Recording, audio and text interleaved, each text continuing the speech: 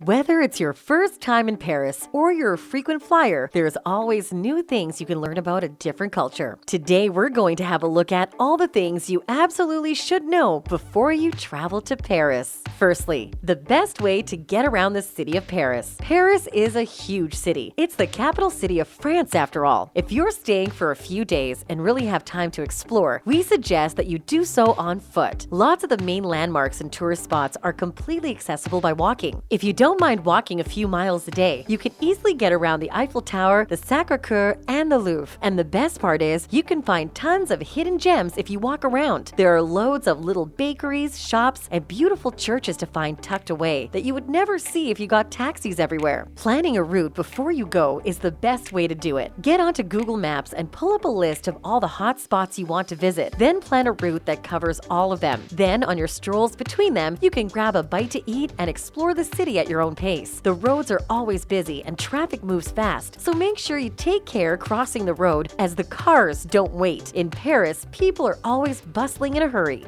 If it's a rainy day, there's a very good public transport system in Paris. There's an overground rail service called the RER and a metro that goes around the city. Services are very frequent, with the metro running a new train every few minutes, so if you miss one, it's no big deal. It runs till late as well, so if you eat too much at dinner and can't face the walk back to your hotel, you'll be able to hop on a metro and get to wherever you need to go. When you're on the metro, make sure you leave enough room for others, as the service can get extremely busy. If it's too late even for a metro, or you just want a little more privacy, there are a plethora of cabs you can take to get to where you need to go. At nighttime, taxis are recommended so you aren't wandering around in the dark in an unusual setting. They are quite expensive though, so maybe save these as a last resort if you don't mind walking or metro hopping. Speaking French in Paris. Obviously, Paris is a huge city with people living and visiting from all over the world. The diversity is huge, and locals might very well assume that you are French because the people who make up the population are so different. If someone speaks to you in French and you can't understand, or your French isn't that strong, don't panic. If you're planning a trip to Paris, it is recommended that you brush up on a few phrases in French just to be polite. Many people in France do speak English as well as their native language and are more than happy to assist someone unfamiliar with the area who needs help. Simply saying, "Excusez-moi, parlez-vous anglais?" which means, "Excuse me, do you speak English?" is the perfect way to go about getting help from a local.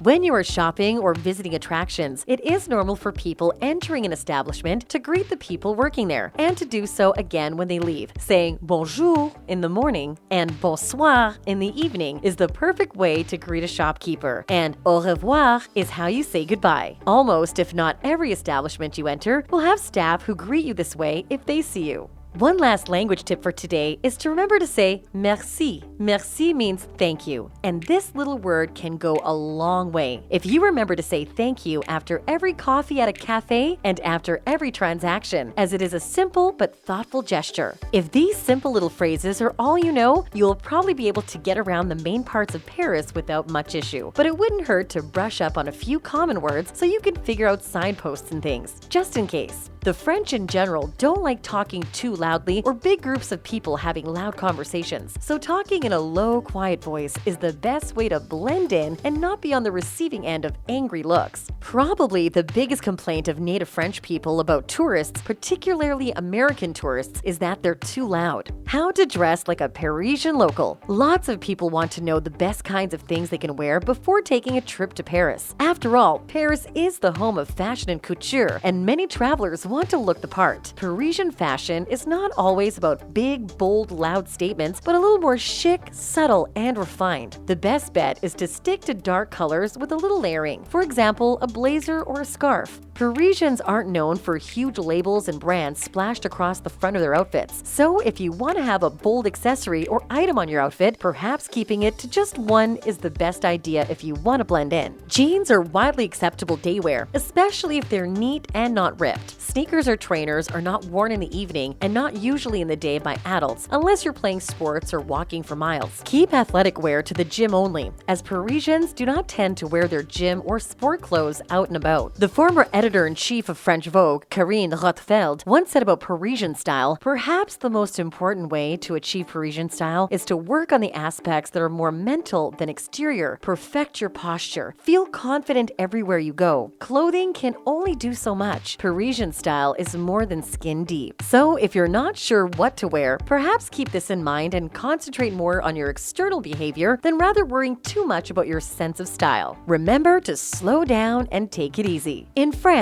things don't move at the same pace as they do in some other countries, like the UK and America. The streets of Paris are busy, and although people walking around always seem like they're in a rush to get somewhere, the pace of the day is often much slower and laid back. For example, when you're in a shop or restaurant, don't expect the staff to hurry after you. People in Paris like to take their time, and customer service isn't seen the exact same way as it is in other places. It's easy to be frustrated when you want to make an order and the waiter has not gotten to you yet, but don't fret. Try to relax and take in your surroundings and the atmosphere. You're on vacation after all. It's the same in shops as it is in restaurants. The queues tend to move quite slowly. Some smaller shops and restaurants out of the main tourist areas might close for several hours during the afternoon too. Don't be surprised if you fancy stopping for a late lunch or early dinner only to find that your establishment of choice isn't open yet. Staying safe in Paris. Paris might be the home of fashion and romance, but it's still a big city, and there are things you should watch out for. There are lots of pickpockets in Paris, so always be mindful of your belongings and what's in your pockets. If you're paying attention to give people room when you're walking around, you should notice when someone gets too close to you. With the large volume of tourists, it is easy for petty criminals to slip in and take a few things from people who aren't paying attention. One tactic that potential pickpockets tend to use is at the busy tourist spots like the Eiffel Tower is to approach you and ask you if you've dropped something expensive, like a gold ring or item of jewelry. Then when you look at it and are distracted, someone else will sneak up and pick your pockets. Lots of street sellers and hawkers populate these crowded areas and can be quite pushy with their sales pitches. Some of them will even put items on you or give them to you, for example, bracelets or flowers, and then follow you around demanding you pay for it. Street sellers such as these almost always overprice their